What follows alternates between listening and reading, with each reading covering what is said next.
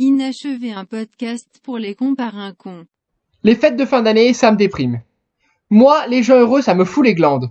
On est tiré de tous les côtés pour filer du blé à tout le monde. Rien qu'hier, des scouts en combi-short attendaient les vieilles à caisse du Franprix pour leur soutirer leur pension retraite. Je veux dire, ils sont bien mignons les scouts. Ils ressemblent tous à Vianney. Mais j'ai envie de leur dire, tu vois pas que j'ai mon slip à l'envers pour éviter de le laver? T'as regardé ce que j'ai mis dans mon caddie? Tu crois vraiment qu'un mec qui achète des dragibus et un paquet de curly à 3 heures de l'après-midi, il en a quelque chose à foutre que son druid soit défiscalisé à hauteur de 66%? Puis franchement, cotiser pour que tu puisses découvrir ton corps avec tes camarades dans une colo en Ardèche, ça me tente pas vraiment. Et comme je donne rien, ils me font sentir coupable, ces petits égoïstes. Et du coup, je me mets à penser aux gens qui vivent dans le dénuement, et qui n'ont rien, qui donnent tout.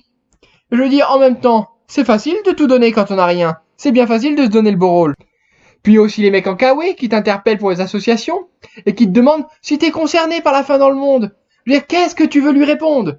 Ben écoute, moi non, là ça va aller, ça va franchement, j'ai une assez grosse résistance à l'idée de justice, tu vois, ça m'intéresse pas vraiment ton affaire. Bon, j'arrive quand même à trouver le véritable esprit de Noël qui consiste à acheter beaucoup et à manger beaucoup pour se sentir vivant. C'est pas des nu-pieds qui vont me gâcher Noël. Si j'arrive à faire abstraction de l'odeur de merde quand je sodomise quelqu'un, je peux faire abstraction de la pauvreté dans le monde.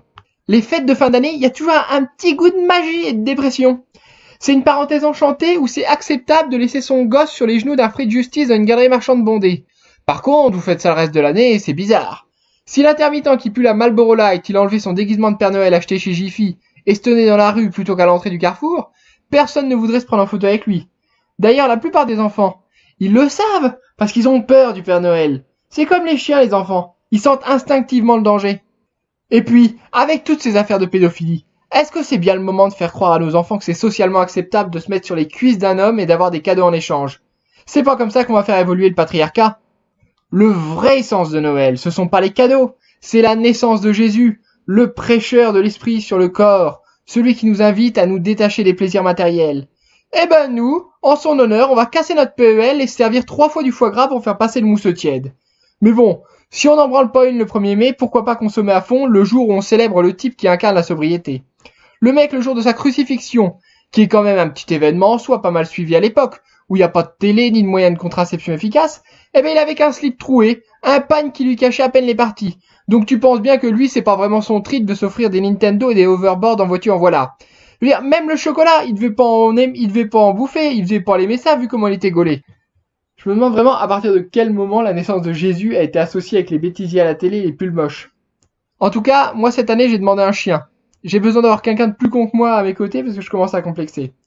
Mais apparemment, cette année on va avoir le droit au Mont Wellington, au drone et au bouquin de Jean d'Ormesson. C'est d'une tristesse de recevoir un bouquin à Noël. Tu te dis, oh bah tiens, sympa. Tu vois le paquet, t'es aussi content que le jour où ta meuf a compris la différence entre mordre et sucer. Tu commences à faire vagabonder ton imagination, tu te dis, oh bah c'est peut-être un VTT ou encore un beau couscoussier. Pourquoi pas même un coupon, c'est pas? Mais non, c'est un bouquin sur les mouettes. Qu'est-ce que j'en ai à foutre? Qu'est-ce que j'en ai à foutre, moi, des mouettes? Comment on peut tenir 300 pages à parler d'un oiseau? Un animal, ça fait rien de sa vie. Ça a pas de hobby, ça a pas de passion. Et puis moi, les livres, j'arrive à les lire que dans mon lit. Mais le problème, c'est que je m'endors dans mon lit. Du coup, j'ai du mal à finir les bouquins. Ça va faire 15 ans que je me promène à Tom Tom et Nana que j'ai jamais réussi à finir. Mais bon, après tout, ce qui compte, c'est l'intention quand on offre des cadeaux. L'important, c'est de savoir que les gens nous aiment. Mais au cas où, demandez toujours le ticket de caisse.